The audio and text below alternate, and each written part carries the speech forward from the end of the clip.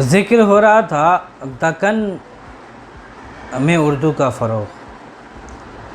بار بار کہا جا چکا ہے کہ اردو شعر و ادب کے ابتدائی نقوش اگر آپ شروع میں شمال ہند میں کچھ شعراء امیر خسرو وغیرہ کو اگر آپ ظاہر ہے اس کے بعد اگر دیکھیں تو اصل میں دکن میں ہی اردو کے ابتدائی نقوش کی جستجو کے لیے آپ کو جانا ہوگا، اور وہاں ظاہر ہے کہ اصل میں جو قطب شاہی دور ہے اور عادل شاہی دور ہے، ان دونوں ادوار میں تو ایک کہکشاں ہے، بڑے بڑے شعراء ہیں، یہ بات بار بار آ چکی ہے۔ اور اس میں بھی اگر آپ دیکھیں تو اصل شاعری، ان کی اصل جوہر جو ہے وہ مثنویوں میں کھل کر آتا ہے۔ ایسا لگتا ہے کہ دکن اصل میں مثنوی سے موسوم ہے، مثنوی ہی ان کو زیادہ راس آتی ہے، دکنی مزاج مثنویانہ مزاج ہے کہہ سکتے ہیں۔ اور مثنوی میں وسعت بہت ہے مضامین باندھنے کی، ہر طرح کے مضامین اس میں آ سکتے ہیں، سمو سکتے ہیں، ساری کائنات جو کچھ بھی ہے، جتنے اصناف ہیں سب اس میں آپ سمو سکتے ہیں، اس میں اتنی گنجائش موجود ہوتی ہے۔ بہرحال اس کے امکانات پہ گفتگو ابھی ہمارا اصل موضوع نہیں ہے۔ بات پہلے قطب شاہی دور کے بارے میں ہو چکی ہے، ابھی مجھے عادل شاہی دور میں اردو شعر و ادب کا فروغ، اس پر گفتگو کرنی ہے۔ عادل شاہی دور کو جب ہم دیکھتے ہیں تو وہاں بھی قطب شاہی دور کی طرح بڑے بڑے عظیم شعراء جو ہو سکتے ہیں، اس کی ایک پوری کہکشاں نظر آتی ہے۔ کن کن کے نام لیے جائیں؟ بادشاہوں میں خود بہت بڑے اہل ذوق ہیں، شاعر ہیں، صاحب دیوان شعراء ہیں، کن کن کے نام لیے جائیں؟ صوفیہ بڑے بڑے ہوئے، شاہ میراں جی شمس الاشتاق، شاہ برہان الدین جانم، شاہ امین الدین آلہ، یا کہنا چاہیے کہ ابراہیم بیجاپوری، ابراہیم عادل شاہ ثانی، یا عبد البیجاپوری، مقیمی، صنعتی، ملک خوشنود، رستمی، حسن شوقی، شاہی، نصرتی جیسا شاعر، اور شاہ معظم، مرزا، ہاشمی، بحری، یہ تمام عظیم شعراء ہیں جو عادل شاہی دور سے تعلق رکھتے ہیں۔ میں نے عرض کیا کہ خود بادشاہوں میں بھی اہم بادشاہ گزرے ہیں جنہوں نے نہ صرف شعر و ادب کی سرپرستی کی ہے بلکہ خود شاعر اور صاحب دیوان شاعر ہوئے۔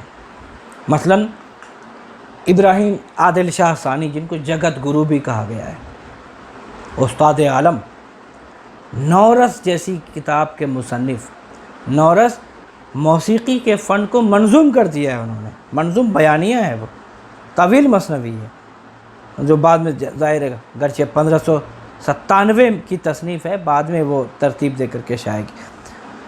عبد البیجاپوری، اگر اردو کی اہم ترین مثنویوں کا ذکر کیا جائے ادبی نقطۂ نظر سے، فنی نقطۂ نظر سے، تو کسی بھی طور پہ آپ عبد البیجاپوری کی مثنوی ابراہیم نامہ کو نظر انداز نہیں کر سکتے۔ ابراہیم نامہ مثنوی کے جتنے اجزاء ہو سکتے ہیں، مثنوی کی جتنی کے امتیازات ہو سکتے ہیں، مثنوی کی جتنی خصوصیات ہو سکتی ہیں، سب بھرپور موجود ہیں ابراہیم نامہ میں، گرچہ ان کا ممدوح ابراہیم عادل شاہ ثانی ہے، انہی کی فرمائش پہ لکھا بھی تھا، ایسا لگتا ہے کہ یہ سوانح ہی مثنوی ہے، ان کی سوانح بیان کی گئی، لیکن اس حوالے سے بیجاپور جس طرح سے سمو گئے، شہر نامہ ہے یہ، بیجاپور کی تہذیب، دکن کی تہذیب، عمارتیں، مناظر، بادشاہت، سلطنت، عوامی زندگی اور معاشرتی زندگی، سب کچھ بھرپور طور پر اس میں شعری بیانیے میں وہ تمام چیزیں سمو گئی ہیں۔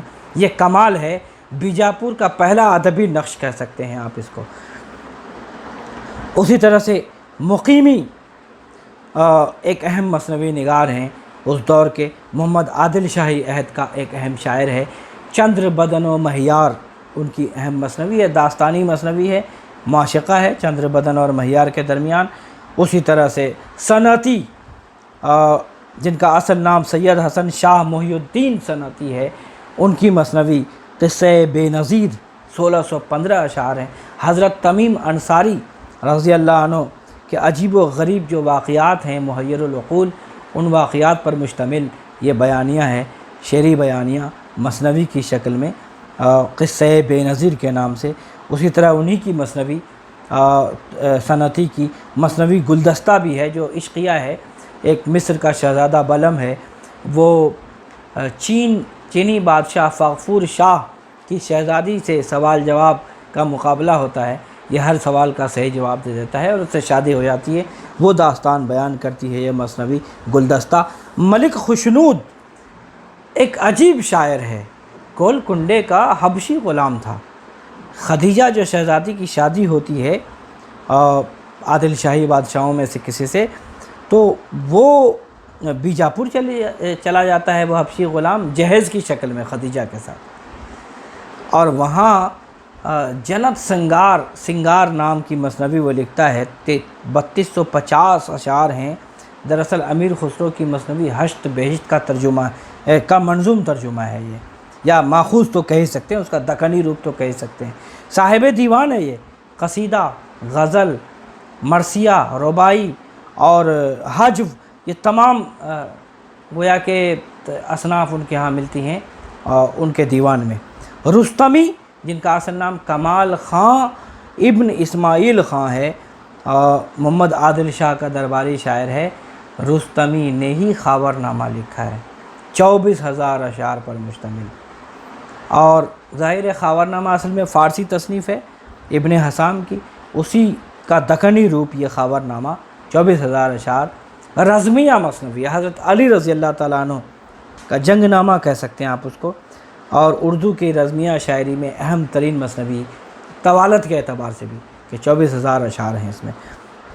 حسن شوقی کی مثنویاں نظام شاہی دربار سے وہ وابستہ رہے، کئی درباروں سے، عادل شاہی دربار سے، اور خود گولکنڈہ کے سفیر بھی رہے، تو 3 بڑی سلطنتوں سے ان کی وابستگی رہی۔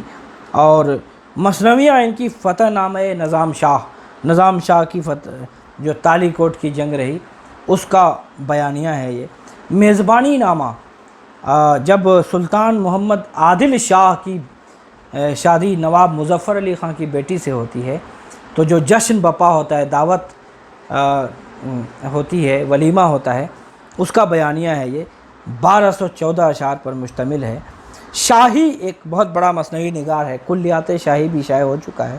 سلطان علی عادل شاہ ثانی کا تخلص شاہی ہے، اور درجنوں اصناف پر انہوں نے طبع آزمائی کی ہے، اور رنگ زیادہ تر ظاہر ہے کہ عیش و طرب کا رنگ ہے، اور گویا کہ ایک بزمیہ رنگ کہہ سکتے ہیں آپ اس کو۔ نصرتی بہت اہم شاعر ہے اس دور کا، علی عادل شاہ ثانی کا ملک الشعراء ہے وہ، اور نصرتی نے شاہکار مثنویاں تصنیف کی ہیں، گلشن عشق، علی نامہ، اور خاص طور سے یہ 2 مثنویاں تو اہم ہیں، تاریخ اسکندری بھی بہت اہم ہے۔ علی نامہ تو دراصل علی عادل شاہ ثانی جو ہیں ان کا معرکہ جو شیواجی کے ساتھ اور مغلوں کے ساتھ رہا، تو اس کے رزم پر، اس کی جنگ، اس کی روداد کہہ سکتے ہیں ہاں، اور بھرپور مثنوی ہے یہ، قصیدہ بھی اس میں شامل ہے علی عادل شاہ کی، سوانے بھی شامل ہے۔ اسی طرح اس کو شاہ نامہ دکن خود کہا ہے انہوں نے، نصرتی نے، اس پر اتنا فخر تھا ان کو علی نامہ پر۔ گلشن عشق دراصل ایک رومانی مثنوی ہے، منوہر اور مدمالتی کے درمیان کا معاشقہ، اور تاریخ اسکندری بھی رزمیہ مثنوی ہے دراصل۔ شاہ معظم اس زمانے کا اہم شاعر ہے، صاحب دیوان ہے، غزل خاص طور سے دیوان غزلیات شائع ہو چکا ہے۔ معراج نامہ، ساقی نامہ، مفتاح الاسرار، آزاد نامہ، گلزار شجرۃ الاتقیہ، یہ اہم مثنویاں ہیں ان کی۔ صوفیاء کرام کا شجرہ منظوم کر دیا انہوں نے، یا ساقی نامہ جس میں می و مینا، ساز و نغمہ کی بات ہو، عیش و طرب اور سرور و نشاط کی بات ہو۔ مفتاح الاسرار سے نام سے آپ اندازہ کر سکتے ہیں رموز و اسرار کی باتیں، روحانی سرگزشت یا تصوف کی باتیں۔ آزاد نامہ میں درویشی اور قلندری اور فقر کے احوال بیان کیے گئے ہیں۔ گلزار چشت دراصل چشتی سلسلہ، یعنی خواجہ اجمیری، خواجہ غریب نواز یا معین الدین چشتی رحمۃ اللہ علیہ سے لے کر برہان الدین غریب تک جو چشتی سلسلے کے صوفیاء ہوئے ہیں، ان کا منظوم تذکرہ ہے گلزار چشت۔ آپ دیکھ رہے ہیں موضوعاتی تنوع کی بات پہلے کہی گئی تھی کہ ان مثنویوں میں موضوعاتی تنوع کتنا ہے، گنجائش کتنی پیدا ہو رہی ہے۔ تاریخ، شہر، تہذیب، سوانح سب سمو جاتا ہے اس میں۔ مرزا اس زمانے کا اہم مثنوی نگار ہے، عادل شاہی دور کا سب سے بڑا مرثیہ نگار بھی ہے وہ۔ ظاہر ہے کہ انہوں نے حمد لکھی، منقبت لکھی، نعت لکھی اور بہت سے کہنا چاہیے کہ مرثیے لکھے۔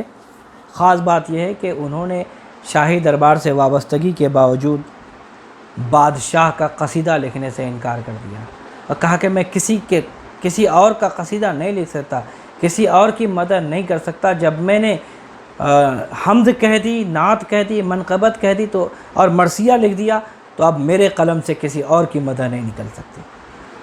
یہ اس عہد کا شاعر ہے مرزا۔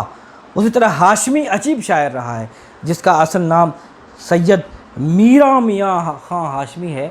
ریختی، جس کے بارے میں آپ دعویٰ کرتے ہیں کہ صاحب یہ رنگین اور مرزا جان عیش اور دوسرے شعراء کے بارے میں، جرت وغیرہ اور انشاء کے بارے میں کہ ان لوگوں نے فروغ دیا لکھنؤ میں ریختی کو، زنانہ زبان میں، زنانہ محاورے میں، زنانہ طرز ادا میں، اسلوب میں، زنانہ جذبات کا اظہار نام ہے ریختی۔